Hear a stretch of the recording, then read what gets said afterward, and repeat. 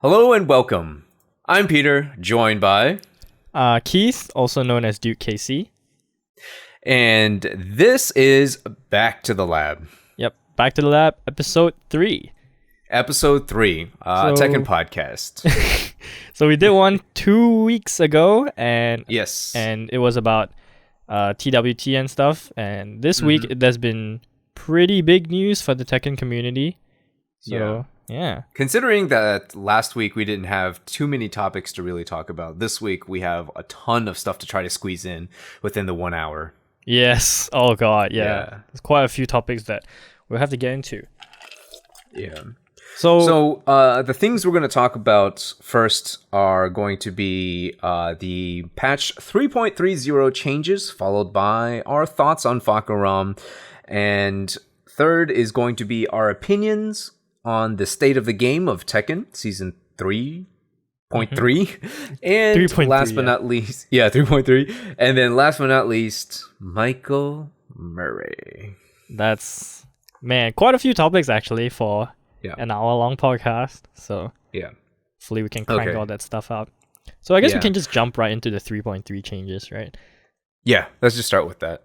Let's start with our main characters. For you, being Brian. Yes. What do you feel about the +5 on Quarter Circle Back 3? Yeah, so Brian is definitely going to be a lot stronger now because, as many of you guys know, Brian's hatchet kick has been +4 for a while now. And then forever. Forever. And then now, I even want to say back in like tag games, it was also +4, I think. Last I checked. But whatever the case, I didn't play tag, so I don't know. But whatever the case, now it's +5, and it also has 2 additional damage, going from 21 to 23 frames of, That's or 21 crazy. to 23 points of damage. I can't believe they buffed the damage of that. So here's the thing: I had called the damage out on it on my wish list. So right. I had made a wish list of things I wanted to see in season 3. Mostly the damage increase from 21 to 23, and my reasoning behind it was it takes about 8 hatchet kicks. So if you just have your opponent stand there, it takes about 8 hatchet kicks to kill an opponent. Now it takes 7 if all you did was, do hatchet kicks. But what this essentially means is that if you land 3 hatchet kicks, you've basically gotten a free jab in on your opponent, because I think Brian's standing 1 jab is 7 damage or something like that. So right. if you get 3 hatchet kicks in a round or whatever, you've basically gotten in a free jab as a result of that, right? And so while this damage isn't a whole lot, it tends to add up over time. It adds up a lot, actually. I didn't like any of the damage changes, except for the nerfs, like to Akuma's Downfall and Geese's Deadly Rave. Mainly because I actually stated this in my 3.30 video. In a game where damage in general, especially in combos, is already considered fairly high, I think buffing the damage of moves, like especially to like Link's lows, was a poor choice. I don't think any moves should have gotten damage increases. For me, that's my opinion. I don't know. Well, let's put it this way. I think the way that I see do we want to talk about the elephant in the room, which is going to be the 3 frames shaved off of electrics, and then the improved tracking on hell sweeps. Okay. On hell sweeps. So you want to take this first? Yeah, I'll take this. Right, you take this, I'm a Devilgen player. Dirty. Yeah, I'm a Devilgen player, and when I'm bored, I also play Kazuya because he's really, really fun. So I love Mishimas. I thought when you get bored, you played Noctis. No, I play Noctis when I play Noctis to get bored. Oh, okay. I play Mishimas when I want to feel, when I want to have fun, basically. So I love Mishimas. Yeah. Don't get me wrong. Right. I love Mishimas. But for me, IMO, these changes were terrible. These were awful. And I'm looking at this as the overall health and balance of the game. And I think reverting the electric to previous versions, the reason why they nerfed it over the years, because it was such a good keep out tool. You could just spam it, right? And it's already, to me, the electric is a broken move. And the only reason why it's not considered broken is the execution factor. So buffing the recovery on it now puts into question how much should execution reward you.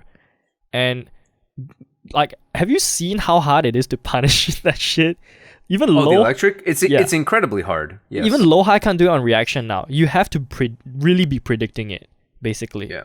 So to me, I think that's cheap. That's like, to me, that's cheap. The buff tracking on electrics in season 2 was already hella good, because now it catches like a lot of people sidestepping, basically.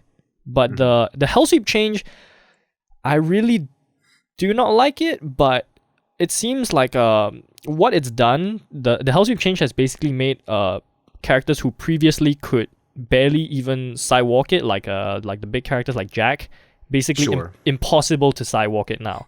It makes it impossible, and it limits certain characters. Like, I found that Kazuya for some reason couldn't sidewalk the hell sweep, but Devil Jin can. So now I mean, it's probably due to the fact that characters have different varying amounts of sidestepping and sidewalking. You have to basically see the movement of your character. For me, the hell sweep one, I think, is the electric one. If I had to pick one to keep, which one I think would be better to keep, it would probably be the electric one, because the hell sweep one, that's crazy. The changes themselves are crazy, but it's both of them coupled together that makes it such an insane shake up to the Mishimas. And the hell sweep one, people are going like, man, like, it's not like you've ever sidewalked a hell sweep before in your life. I've done it many times. It's happened a lot. So I know how useful it is to be able to use movement against the wave dash mix up, coming from a Mishima play and fighting against so many Mishimas. So the hell sweep change is another problem, because then we're in a 3D game, and the lack of using lateral movement continuously in high level Tekken then makes the fact that it's a 3D game kind of, like, it's negated, like. Oh, that's interesting. I hadn't actually thought about how it changes the whole 3D game thing, but the way that I see it is, if I had to keep one, I would probably keep the tracking of the hell sweep over the 3 frames of the electric. The electric. The reason why is because it feels bad when you duck intentionally to avoid an electric, and then you still don't get the punish, and then you get punished, and then you get punished, because I think that this, in effect, allows for a little bit too much spamming of electrics. Yes, it's basically electric spam now. Right. So I think it allows for a little bit too much spamming of electrics. And while I understand that it is a hard move to do and it's to not really get down, that hard. Well, that's what I'm getting to. While it is a hard move to master initially, right? Because you'll first start learning electrics and you'll do maybe like 1 out of 5. Yeah. Or maybe 1 out of 4. Way less than that, for sure. Yeah. Or whatever it is, right? Then as you get progressively better and better, it becomes, every other time that you do it. Mm-hmm. But in truthfulness, like, how many times have you really gotten punished for throwing out a regular Wind God Fist? Like, never. Like, I never punish Wind God Fist. It's so hard for me to punish that. It's one, like, mostly because I play online, so, and you play offline, though. I play offline, yeah. Yeah, so online, even when I see it is a Wind God Fist and I do my 10-frame Punisher, I'm usually probably like 1 or 2 frames too late. Slow. Yeah. Yeah, because it's a single hitting move, right? It's not like 2 hits, right? It's a single hitting move, and it's not telegraphed. So no, it's not. It's not like a Kazumi's RSS2 where you can see her fly in and do the move, so you can punish that easily. Yeah. And the way that I think about it is, this probably, in a sense, allows for too much spammy, and this, in a sense, affects online play and kind of allows the Mishimas to hang back and throw it out and hope that you run into it, right? Mm-hmm. Not to mention that it can also be used offensively. Yes. And if you do intentionally duck it and you're like, all right, this Mishima is going to throw it out, and then I'm going to, punish it. By then it's too late, because you have to basically predictively preemptively almost throw out your launcher. Yep. Because, from crouching, you're usually going to be throwing out your while standing 15 frame launcher or 16 frame or 14 frame launcher. Yeah. And that feels bad to me. And the reason why I want to keep the Hell Sweep as tracking is because I can understand that characters like Kazuya doesn't particularly have very good homing attacks besides, down forward 2, but down forward 2 has its risks at being, minus 12, and it's punishable. Mm-hmm. And, besides that, he's got to get kind of creative on how he wants to track you, right? Right. So he doesn't particularly have a safe homing move besides like while standing 3, I believe. While standing 3 is good, yeah. Back 4 is okay, but it's slower. high. Yeah, back 4, yeah. So yeah, he's not good for that. Yeah. Yeah. So I still think he has the weaknesses because he still has the weaknesses of being able to be sidewalked on those things, but you have to be a little bit more precise on when you sidewalk. It's no longer a situation where you're like, oh my god, my movement's so good. Hold sidestep left. Yeah. Oh my god, look at my godlike movement. Like, right, you just hold sidestep left backdash, hold sidestep left backdash, hold side like backdash side. So it kind of negates that. So I that's why I would keep it because this also prevents people in the beginning ranks from being like, I must master the electric, right? And then only spam it out. No. For me, I think the problem is that these changes, they don't fundamentally change the character, so their weaknesses are still very much prominent, and they don't make the character like automatically way better. It's just that they make their best moves even better, and I really don't like when they do that. And I understand it's interesting to have weaknesses, but also it's, you buff their best moves that are already like super good. It doesn't really, do much for the balance of the game. Like, what good does that do, really? Because Deviljin's problem was that he doesn't have any good power mids. Deviljin doesn't have any good power mids. His R44 sucks now.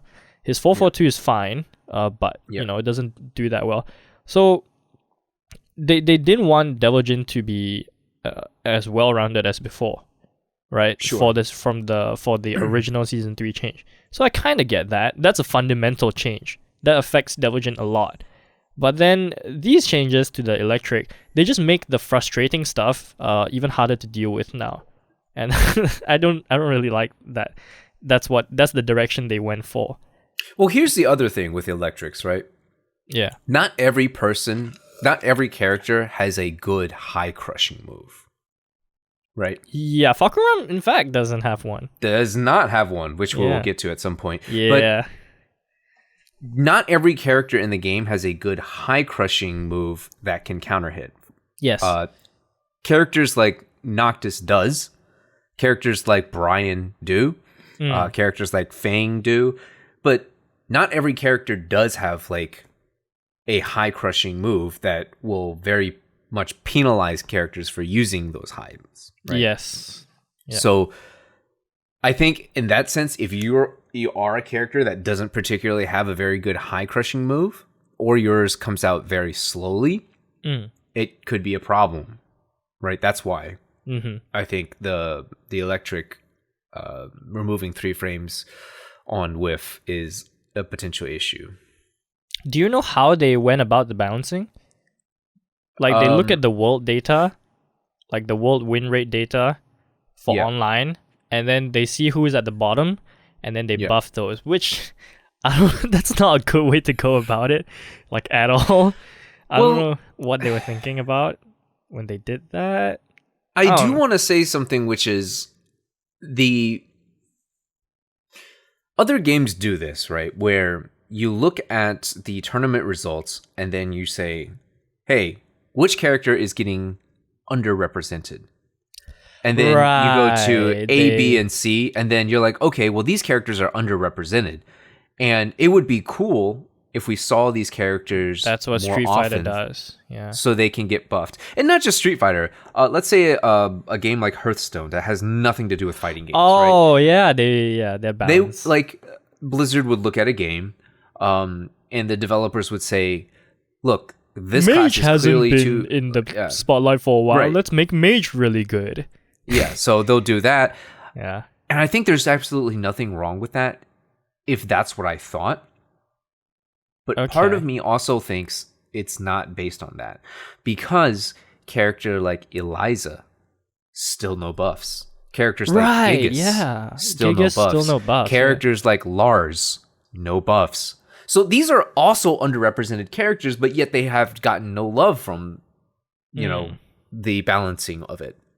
Whereas characters like I'll say this much, Hwoarang, very hard to play at a competitive level. He is. Mm-hmm. And so that's why I initially thought like, oh, they're just buffing the characters that, you know, don't show up very much. Characters like Xiaoyu. You rarely see Xiaoyus in tournaments. Yeah. Even though she's hella good. Yeah, I think she's very good, but she just get underrepresented in tournaments because it's very hard to, I think.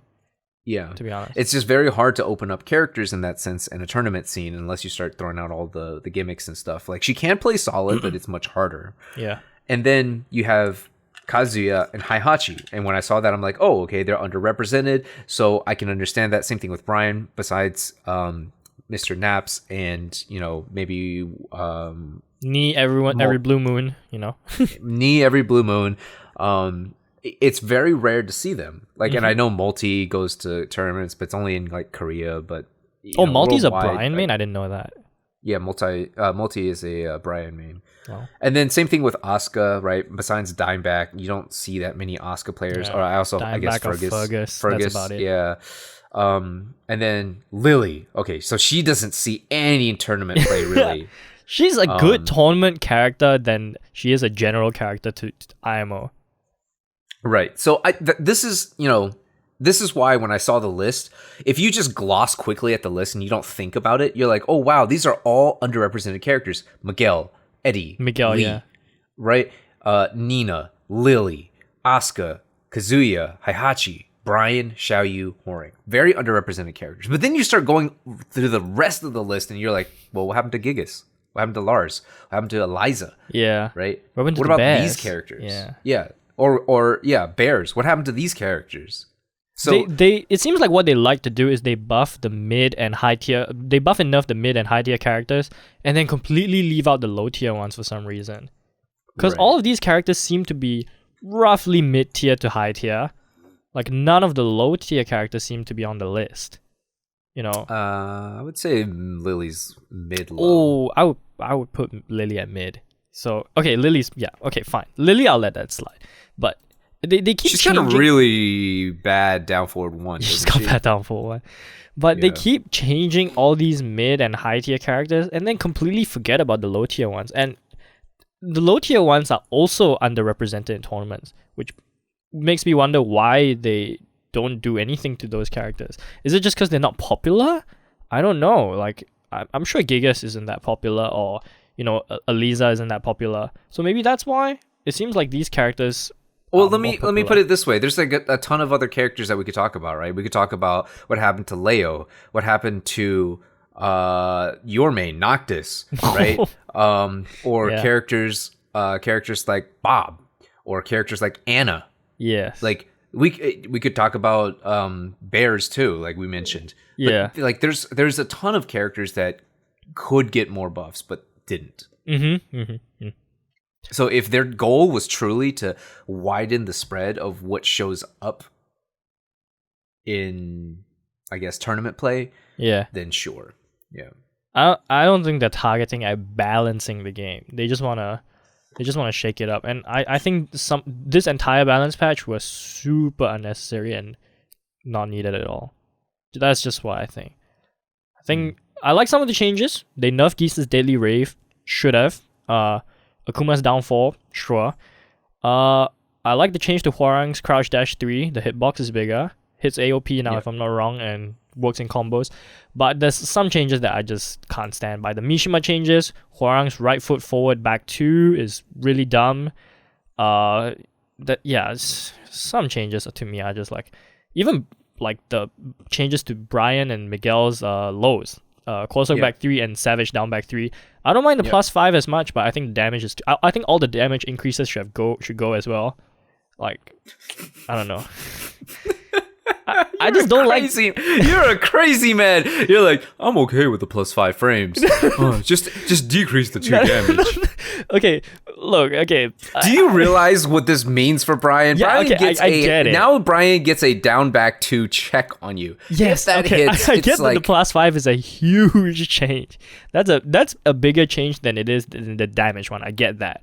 But yeah. I think it's useful to Brian, and I like that. No, I think it's useful to Brian too. Yeah, it's useful to Brian, so I'm okay keeping it. But the damage change doesn't help anybody. I mean, okay, look, it helps of course the Brian players, but overall as the game goes, it doesn't really help anybody increasing damage in a game where damage is already considered fairly high. Yes. So, okay, I can agree with you on that. That's why I don't like any of the damage increases, for me. Yeah. So I think general consensus is this patch sucked. What did the people in your Discord server say about it? Everyone in my Discord server hated it.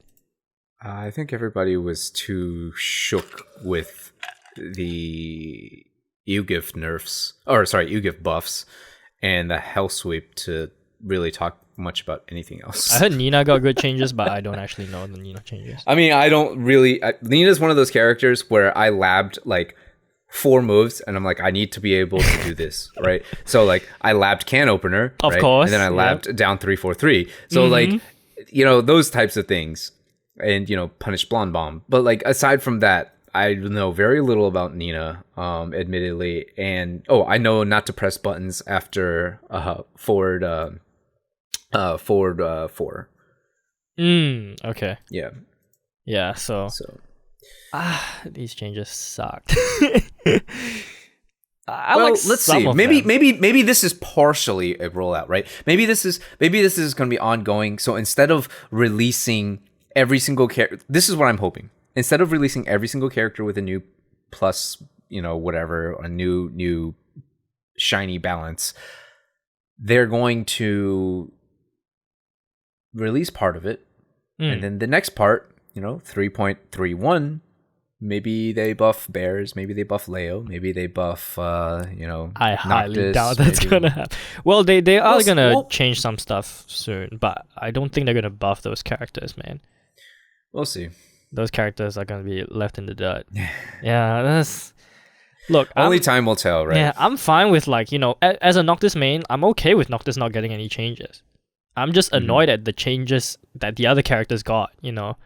I don't care. Like, people are, like, upset. Why did my character get nerfs or buffs? Or no, nobody's asking for nerfs, but why did my character not get buffs? It's like, why did they leave out this character? Why did they forget Armor King? It's like, I've learned to, like, not complain about changes too much, but I think there's some stuff that definitely should be changed.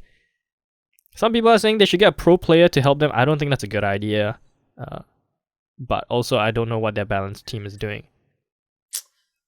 That's actually a really interesting point, because then the question is, do you balance the game for pros?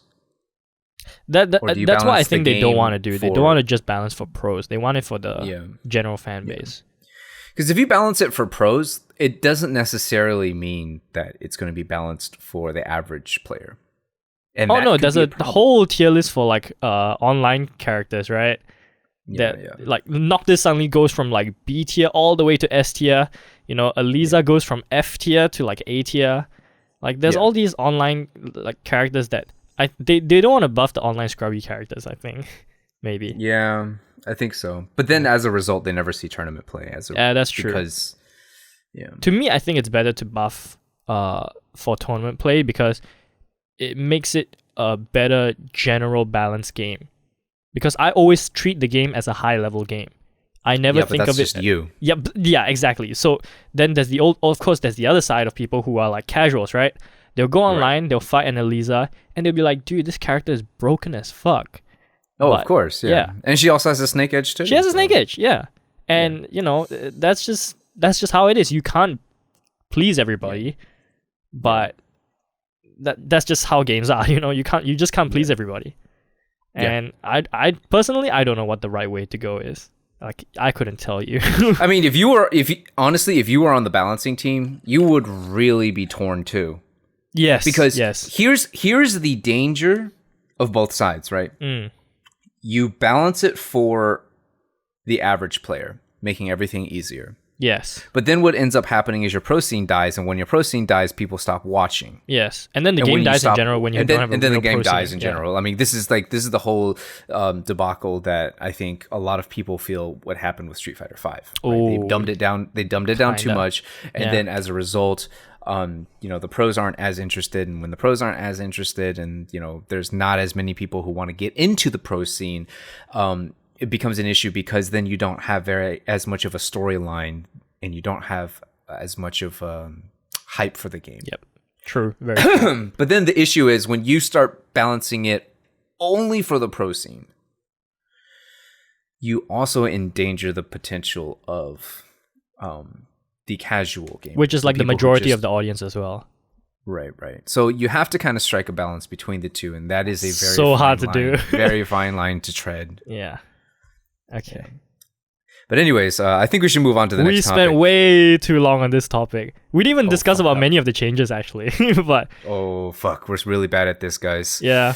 Oh, shit. Time tracking. Yeah. Hey, time track. Yeah. Okay, next. Fahkumram. Fahkumram. He's released. Woo! Oh, actually, or technically, I guess his name is pronounced Fahkumram. Yeah, you saw Book's tweet on it, right?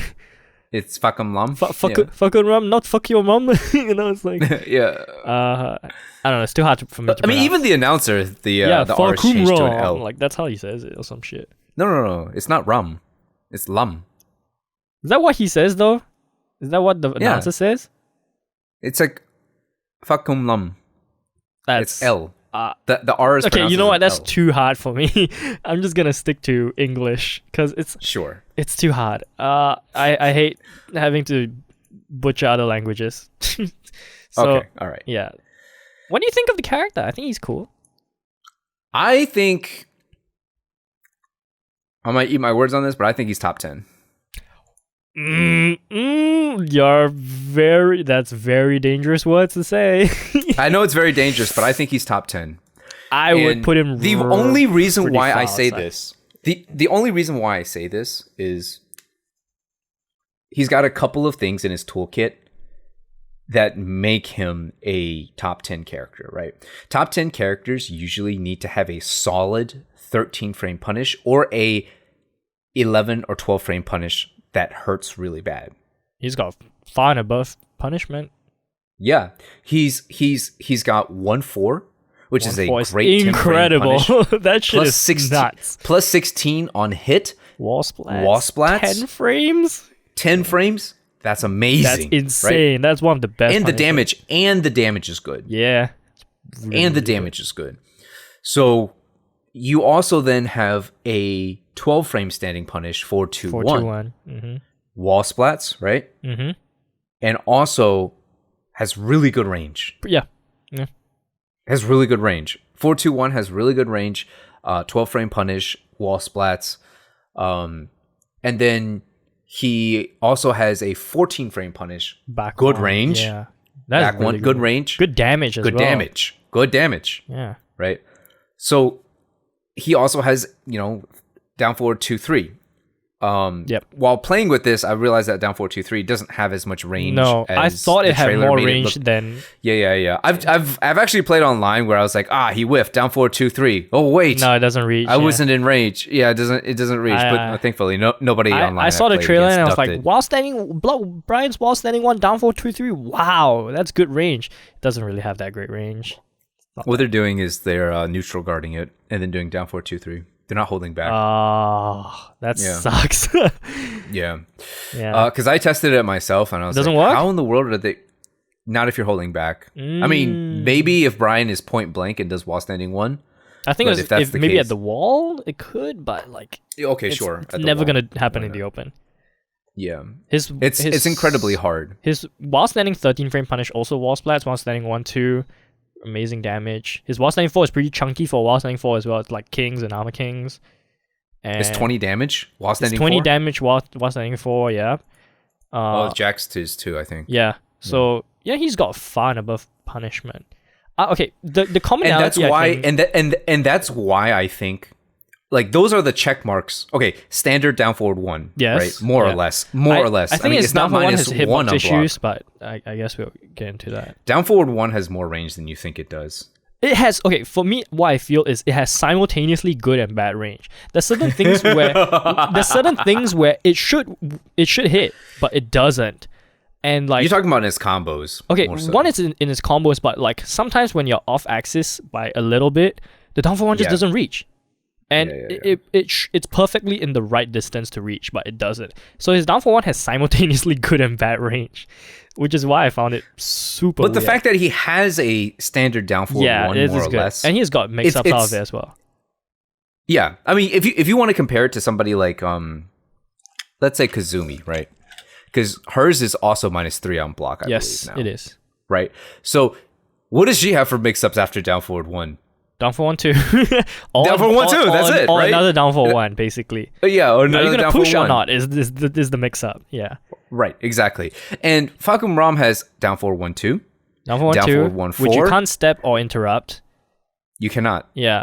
Down Yeah, for and then 1 2 forward 1 1 4. Down for Yeah, 1 he has 4. down forward 1. 4 is the yeah, okay, so- uninterruptible homing mid. Right. That wall splats. The wall splats, yeah. Yeah. And then he also has down forward 4 3 4 3 2. 2. The hell sweep, Yeah, basically. the hell sweep. Yeah. It's good. So it's that's good. a very good like down forward Mix-up 1 potential, quote, yeah. unquote, mix. Yeah. Because usually down forward 1s, They their have 2 mix-up extensions is, max, usually. Yeah, 2 extensions max. Yeah. Or no extensions. Or no extensions, yeah, basically. 0 to 2 extensions is usually the max, but yeah. he's got like 4. Yeah. So it's okay. For me, I think we both you put him top 10. I wouldn't put him top 10, but I think one thing we can agree is we both think that he's stronger than what a lot of people say he is right now. That's when I saw his moves, I was like, damn, he's good. Okay, and then I looked at it a bit more. I'm like, okay, he's not that good, but I see a lot of people who think that he's mid tier, maybe top like in the A tier category. I would put him in pretty like good A tier, maybe high A tier, because I think he's decent. His tracking issues that a lot of people say is true. In the neutral, a lot of his stuff can be stepped to the left. That's 100% true. And then his mix-ups can be sidewalk to the right for a lot of them as well. But I think that's just a conditioning thing for me. He's very much so a conditioning. He's a conditioning character, very much so, yeah. So like if he kind of reminds me a little bit of Horang too, right? Ooh, where yeah. if you play this character, it's very easy to shut your brain off and just do the same options over and over and over again. Yes, that's right? so true. Because if you watch most average Horang players, they have tendencies where they're like, oh, they're in left flamingo, they're gonna do this option, or they're in right flamingo, backlash is coming, right? So like you get into these scenarios where it's very easy to start not actually paying attention and playing the game actively and start playing the game passively, in the sense that you start doing the same things over and over and over again. Right. For instance, so I played online. I would a couple of times intentionally put myself at the wall so my opponent does back 2, hold 1. Okay. Right? The one where it's unblockable punch. It's an unblockable mid punch. Okay, I get it now. And when that happens, more often than not, I know, I'm like, okay, if I put myself at this position, he's gonna try for they're going to try for the hold move. In which case, I can just like magic 4 it when I see the back 2 come out. You and could then go for just it. down for 2-3 that, can't you?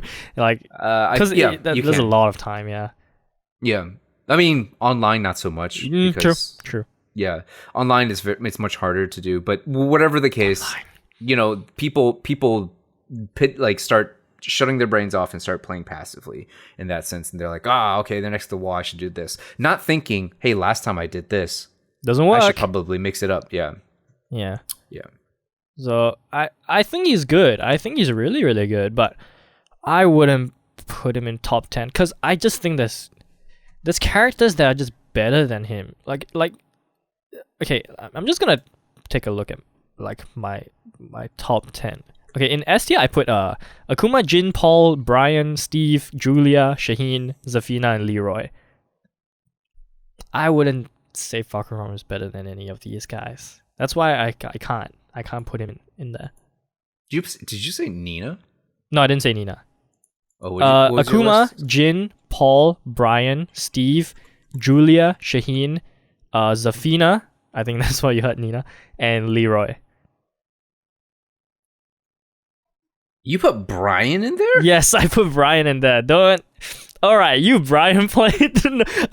I know you think that Brian is overrated. I saw your tweet. Okay, I fucking saw it. I don't think he's overrated. I think he's hella good. In fact, I put Brian in S tier in season 2 as well. And I stand by it. I think he's good. I think he's really, really good. Wow. If I had to change this tier list, like for my S tier, I would maybe move Zafina out or Shaheen out, one of the two.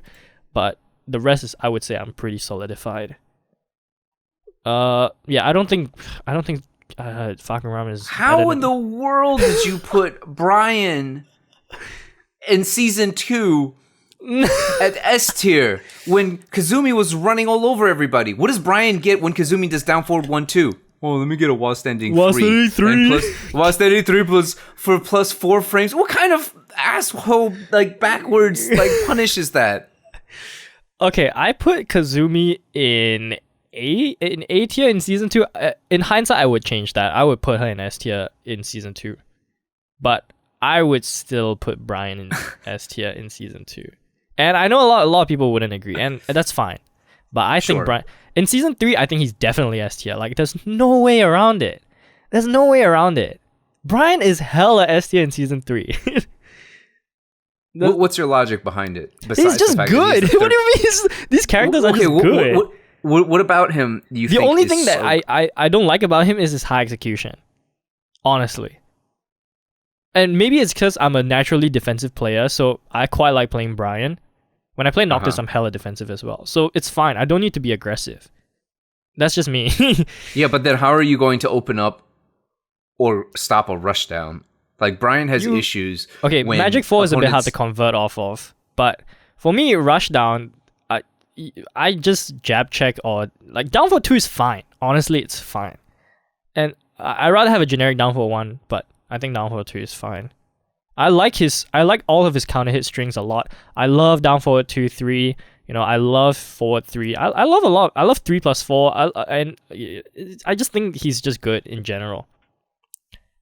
He's got when you start playing Brian and then I play to, like, Brian pressure sometimes. Okay, look. And when people don't run into your forward 3s and 3 plus 4s and orbitals, what do you do then? Okay, look, I'm used to that as Noctis. It's very hard for Noctis to open up an opponent, right? All he can do is run up.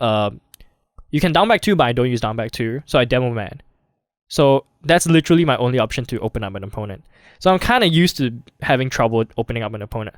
So with Brian, when I play, when they start getting on the defensive, I literally run up quarter circle back 3 like twice in a row. That's all I do. Like, and then when they hop kick, and then what do you punish? Well, then with? you don't do it. That's a conditioning thing, you know. Okay. Anyways, well, we should get back to. Yeah. We should get back to that. Okay. Brian. I'm gonna say Brian's still in my S tier, but anyways, in general, I don't think Fahkumram is better than any of the characters in my S tier. That I put. I think he's good. He's solid. You talking about for tournament play? Yes. For tournament play, I think Fahkumram's amazing. Wow. Top 10. Oh, okay, look, I guess I can see why. Punishment is very important in a tournament. Punishment is very important in a tournament. Yeah. Also, mix-ups are very important. Because as long as you don't get downloaded in 2 out of 3 or 3 out of 5, you have enough time to continue your mix. I think that's why Kazuya is also a better tournament character than he is a deathmatch character. Because it's very easy to be predictable with Kazuya. But all you need to do is just unga bunga for 2 games, you know? And then you can kind of get it. But so why haven't we seen Kazuya? Oh, well, he's, look, man, okay. But I think in deathmatch, it's a lot easier to figure out a player over time, right? I would say deathmatch Brian is easily top 10. I would say Brian's better as a deathmatch character as well. I would agree with that.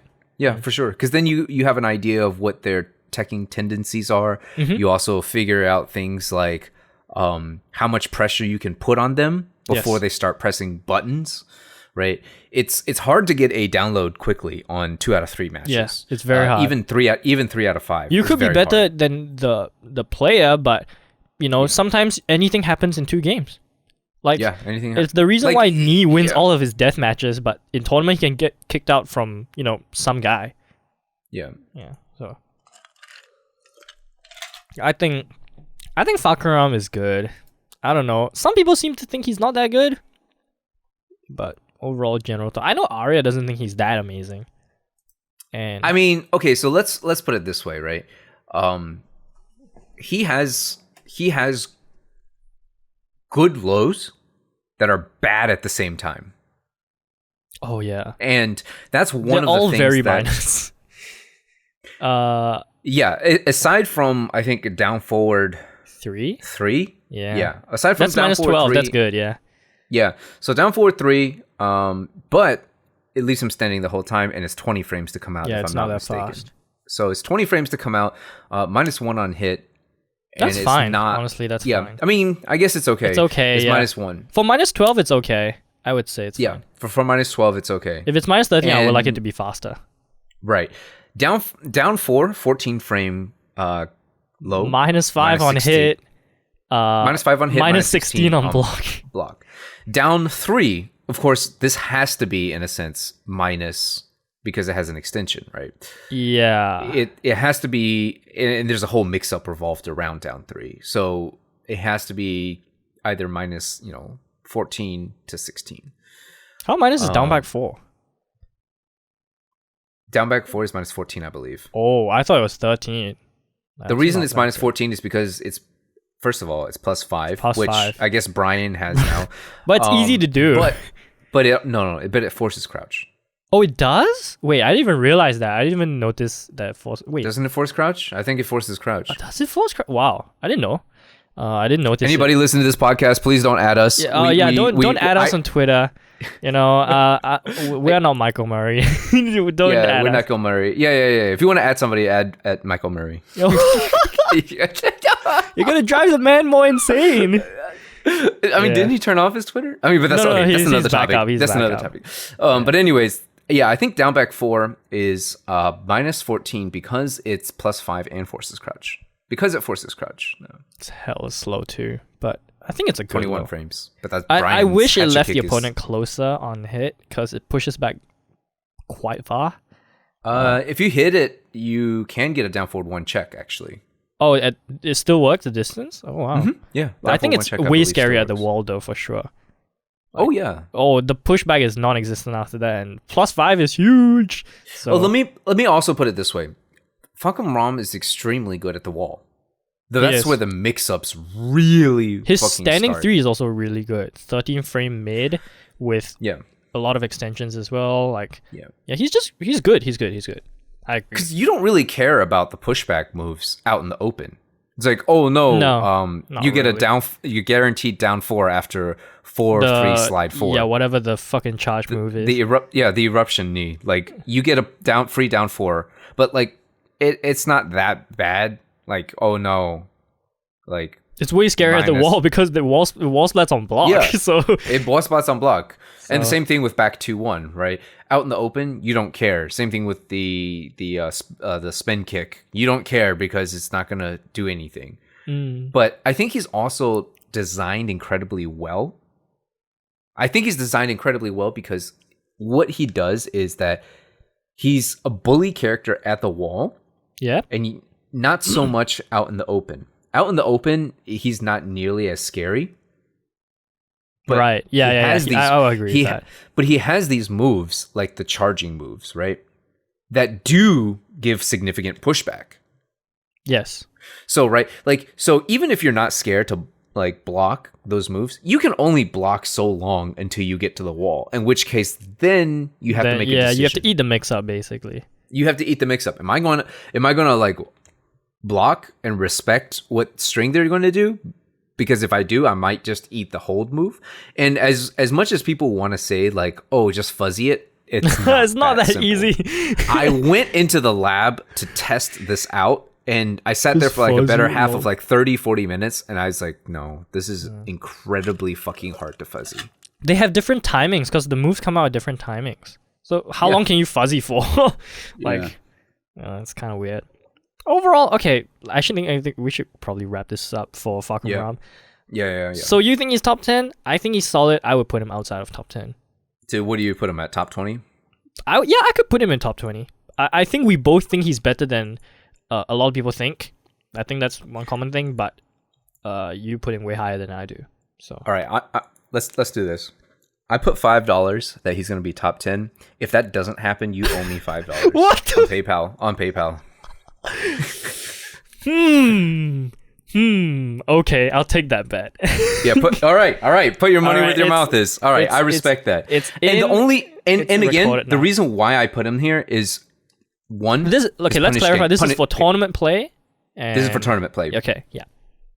And because he has such good punishment, it's so hard not to put a character in there. He does have weak matchups though. He will have weaker matchups than someone who is better rounded like Leroy, or sure. Kuma.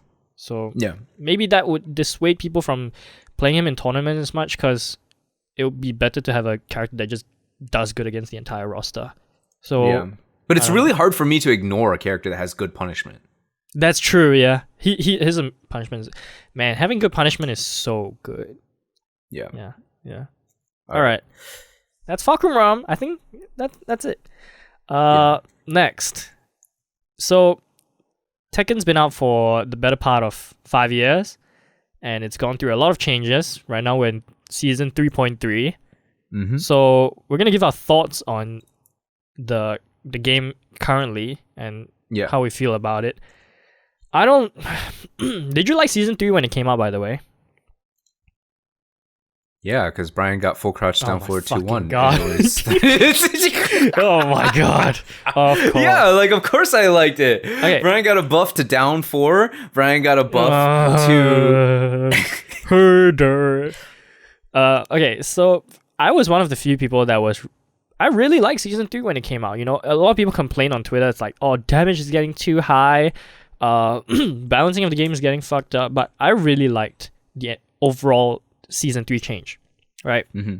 And a lot of people didn't. And I was like, yeah, it's good.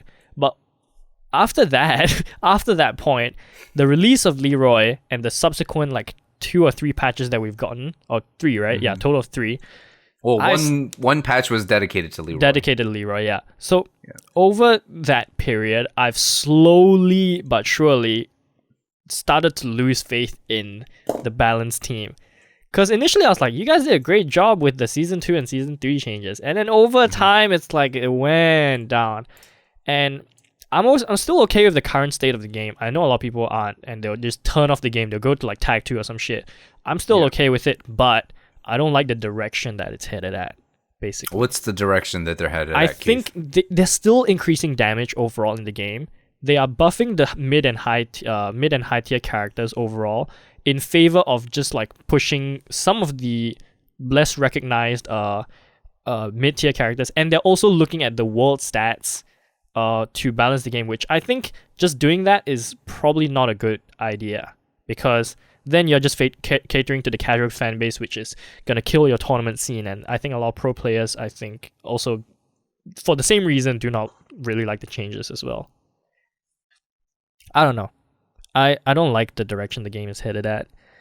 And I think they could still turn it around, but it's going to require such a huge fundamental change that I don't know if it's good, because having so many balance patches is unstable. So basically, like, it cycles between like I think someone mentioned a really good point, but basically I saw this on Twitter where what they're trying to do every season is introduce public enemy number 1. So like in season 2 it was Geese and Kazumi, right? Kazumi, even though she got nerfed, but she got more popular. Season 3 it was Akuma, basically. They're trying to introduce public enemy number 1 to basically put someone on top. But rather than doing that, they should instead buff the lower tier characters to just increase the general balance of the game. But they choose not to do that. They choose to instead focus on the more popular characters, which I think may not be the right way to go about it. What about you? I don't know. So I agree with you. I think they should buff the lower tier characters, right? Characters that are very underrepresented. For instance, Leo. Oh yeah, Leo's Like, I mean, the reason why Leo doesn't see a whole lot of representation is because his down forward one doesn't have very good tracking on it. You know, I would have probably put her in S tier or maybe high A tier in season 1. Like, she was really good. IMO. But I think as the game progresses, though, I think that changes. Everyone got changes. Yeah.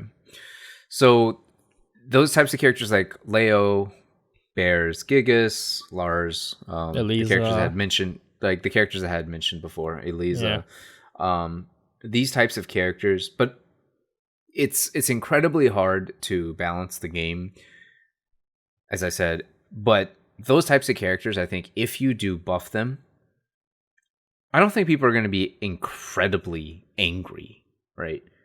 Because it's already pretty rare that you run across these characters online. When was the last time you fought a Leo, or the last time you fought probably fought Leo once online. Yeah, like or Lars or Gigas. Yeah. Like that's why I don't know the matchup, right?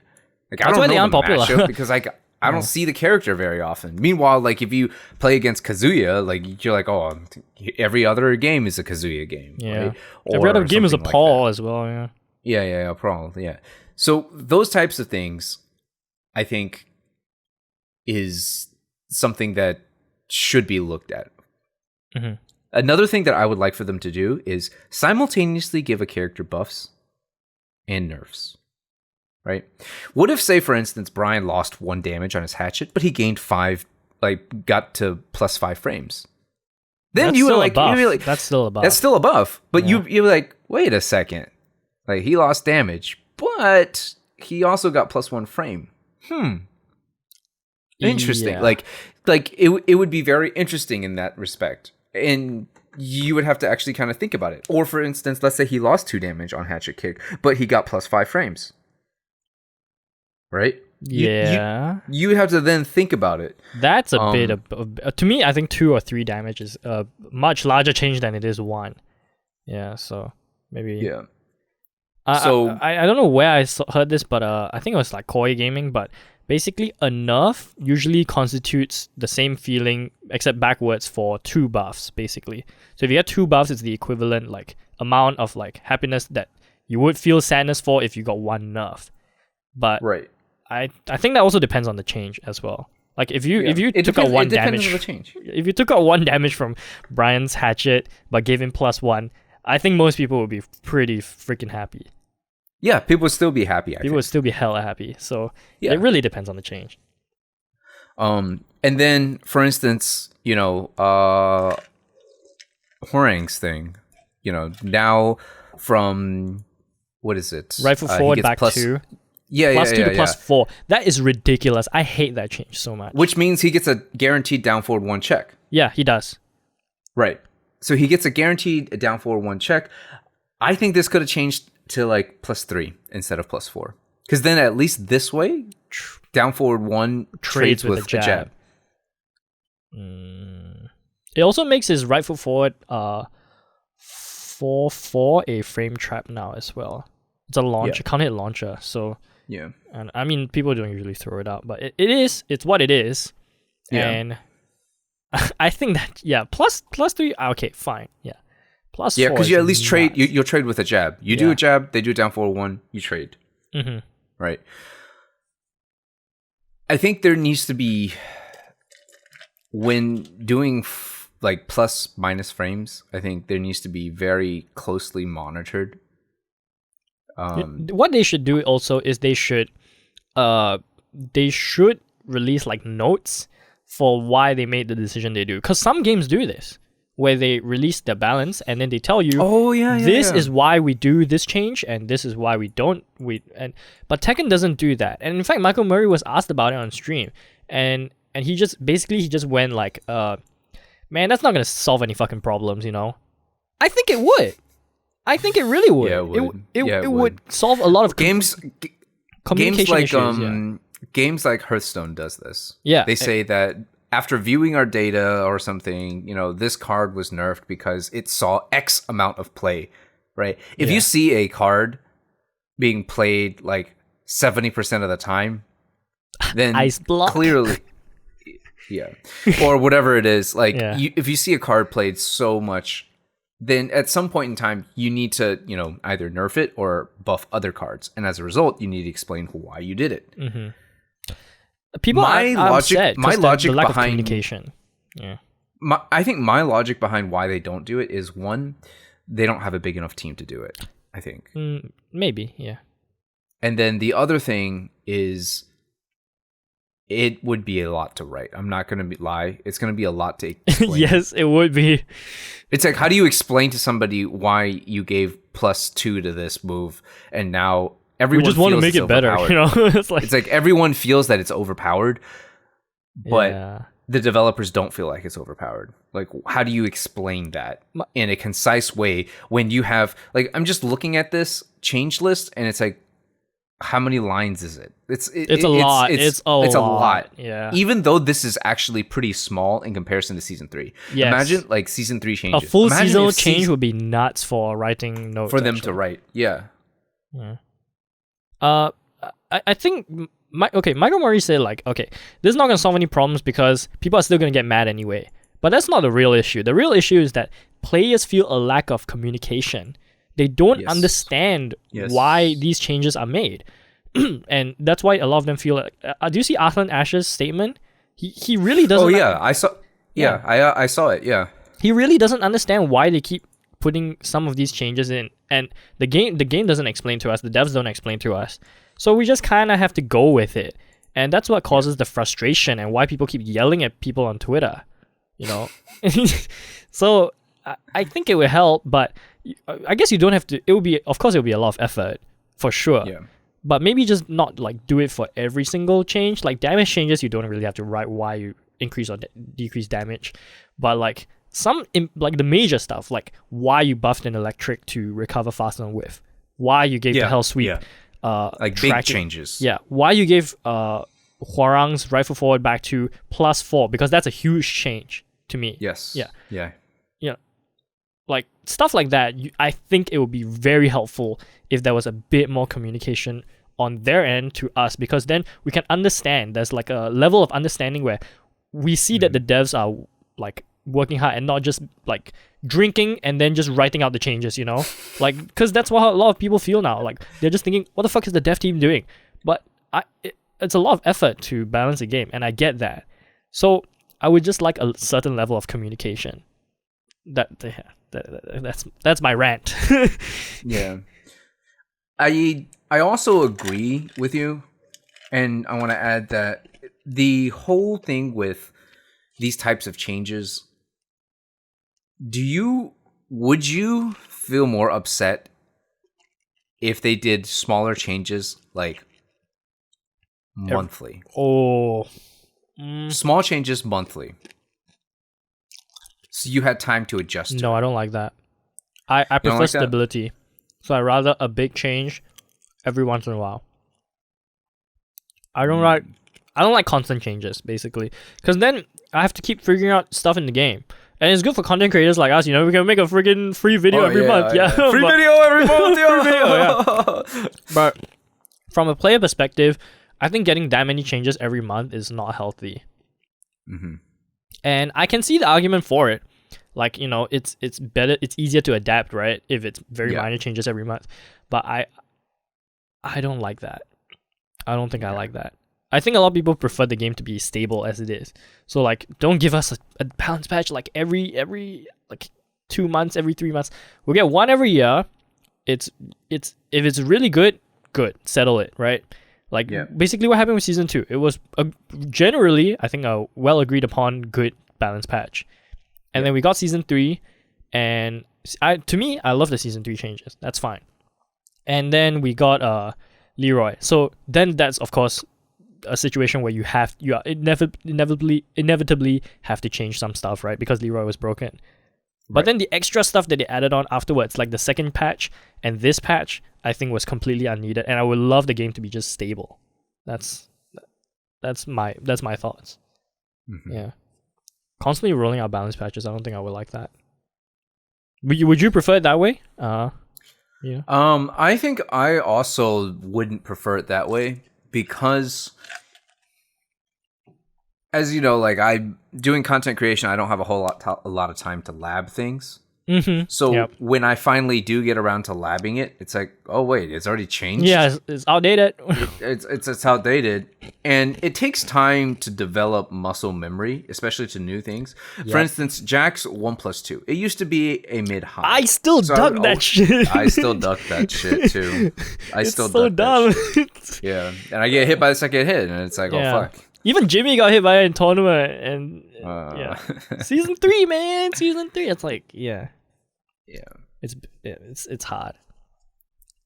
Okay. So I think we're on the same boat on that one. Yeah. Where you get one big change once a year, enough to shake up the meta, you know? Yep. If people... And I also think that even if you do shake up the meta, people aren't just going to necessarily switch to that character because people do have loyalties. There's character loyalists, yeah. Yeah. So, I mean, people like you are always going to stick to Brian. And, yeah, you know, I change around characters, but I usually stick to one main at a time. And of course.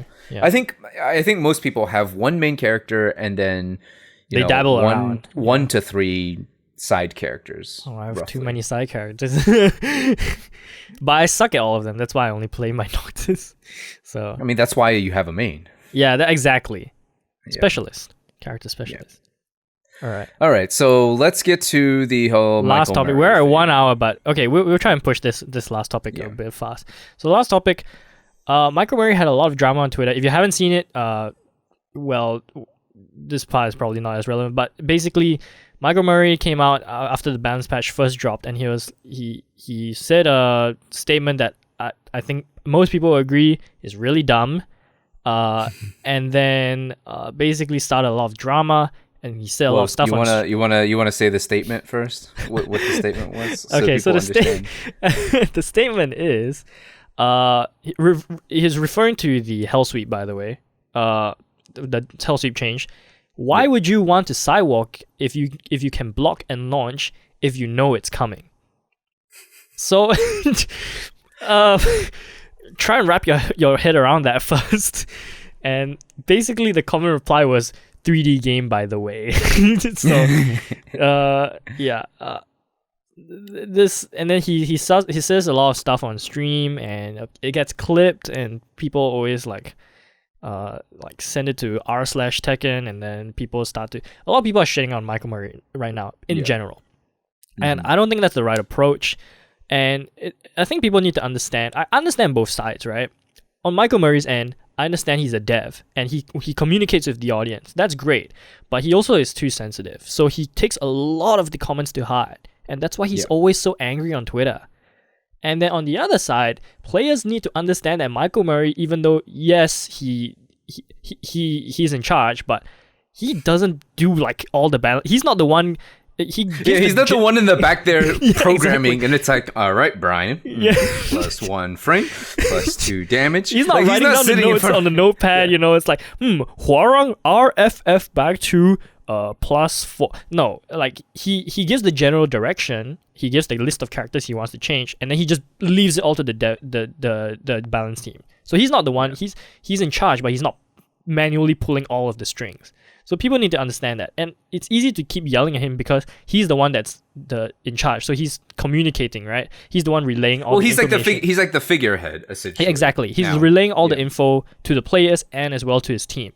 So I get it, but crying at him is not really gonna help. So I understand both sides. You know, is what I'm saying. Yeah. What's your? I think there's a time and place for each, right? If a character is absolutely broken and the developers don't feel that way, by all means, make all the noise you possibly can. That's what happened to Leroy, honestly. Which exactly happened to Leroy. But, you know, apparently they already knew this, but didn't really. They knew, exactly. But this is a whole nother thing. But whatever the case,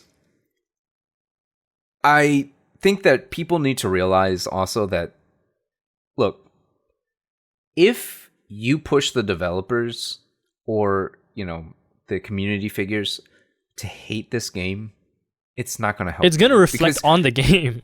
It's going to reflect on the game. Yeah. Right?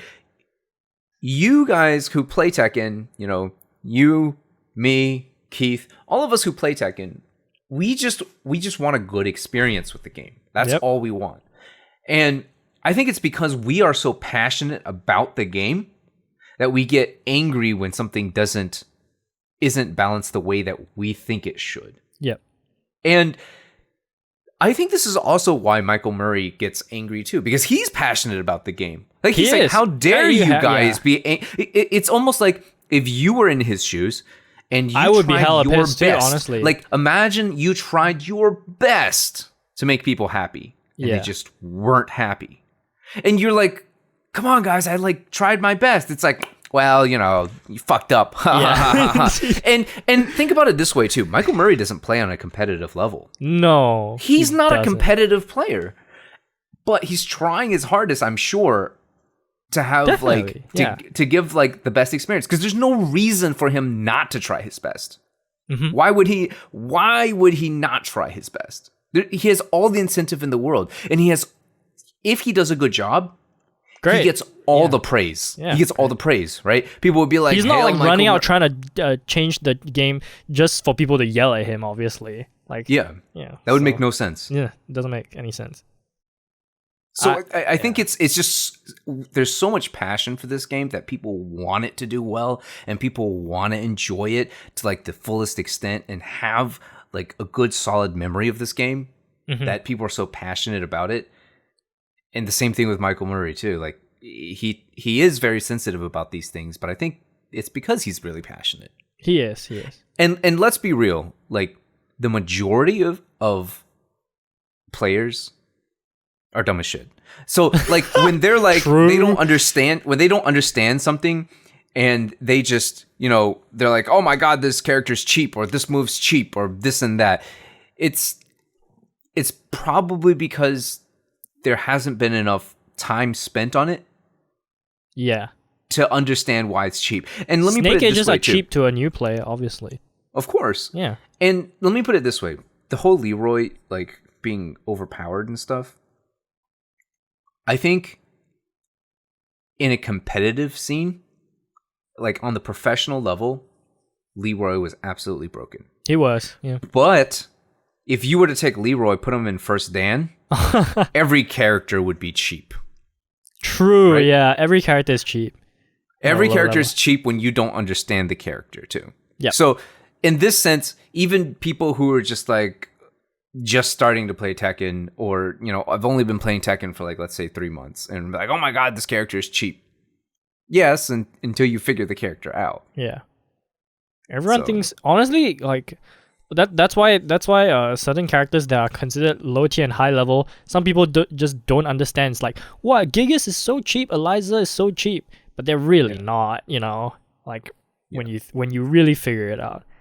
Yeah. And okay, so regarding Michael Murray, I just think he needs to grow a bit thicker skin. That's for sure.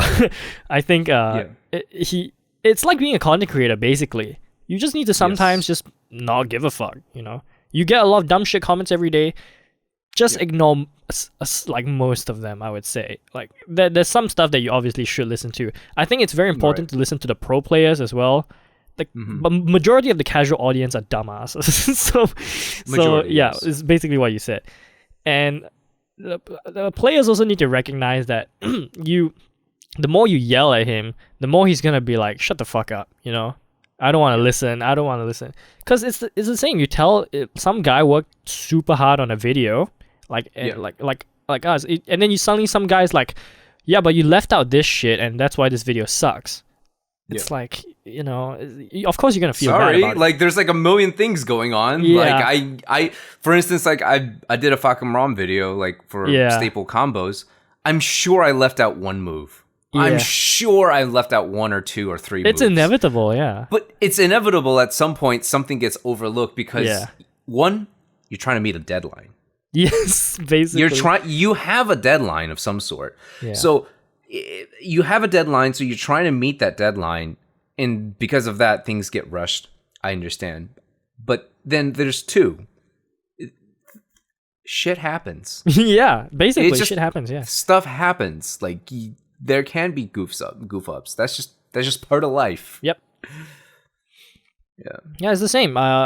For my 3.30 video, I was rushing it, so of course I didn't include everything. I did intend for that to be an extended like analysis of all the changes. But then I get a comment like every like 3 comments like, hey, you forgot Nina. Hey, what about Akuma's forward that you didn't state?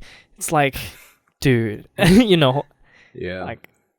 So, but again, Keith, like this is all because out of passion, right? Yeah, of course. I refuse to believe, and this is maybe just me being naive, but I refuse to believe that people just purely write some shit like that to be like, ha, I remembered something. I remember what you forgot. did. I think it's just purely out of passion, and people just want to chime in. I can see that, but yeah, it just gets frustrating sometimes, and I get it. I totally get it.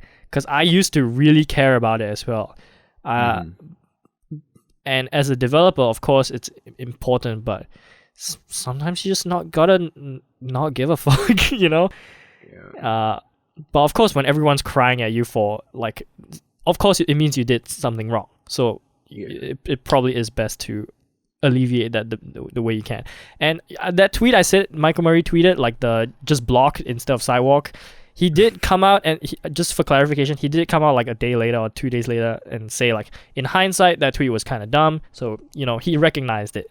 So So it's just all in the, it's the heat of the moment, basically. Like he tweeted that because he saw so many people adding him on Twitter, and then he got frustrated. So he just boom, just block lol. So but it's tough. It's tough. It's tough being a public figure. Of course. Yeah. Absolutely. Yeah, maybe one day when we have more than 10,000 subscribers, we'll we'll start to feel the burn. Feel the burn. Yeah. That's basically it. Yeah. All right. I think this was a great episode. I think this is one of our better episodes. I think this was probably our best episode. I think we discussed Well, we only have 3. We only have 3. Yeah. not that we have a lot, but I think So that was great. I love doing these. It's fun. No, I always look forward to them too, because I can just be me and you can be just you, and then we're literally. By the way, guys, in case you were wondering, none of this is really scripted. We just kind of talk off the top of the dome. We just write a list of topics and then just go. Yeah. So, yeah. All right. Well, thanks everybody for taking the time to listen to this. Yeah. If you are on the video version, then links will all be in the description to follow us on the other socials. If you're listening on the audio version, there's no links, but you can just drop a follow on the podcast so you don't miss it. And if you can, go to the video version if just to check out the links. So if you aren't following us on the other socials as well. So